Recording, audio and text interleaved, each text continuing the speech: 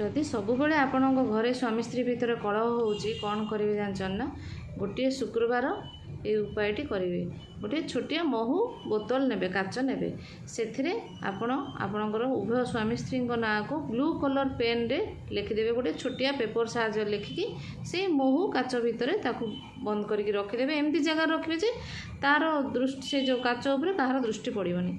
Second thing है आपण घरे सबुबले रोषे सरला परे रोषे घरे गोटे पात्र रे आपण 5टी कर्पूर 5टी लवंग जलैकी तार धुआँटा देवे एवं से जो माने अवशिष्टांश बंची जाइथिबो से जो कर्पूर लवंग जलिला परे से जो पात्रटी को जो थे आप उपायटी करेंगे से पात्रटी को लेकिन आपण घरे घर मुख्य द्वार माने बाहर पट ताकू रखिदेवे। पुणी तापरदिन सकाल ताकू आनी धुआ धुई सफासफी कर रखिए। पुणी रातिर ये उपायटी करेंगे। यह करने द्वारा आपणकर स्वामी स्त्री भितर जेते सब नेगेटिविटी थिबो ताहा दूर हो एवं आपण परस्पर संपर्क मधुरतार भरिजिवो।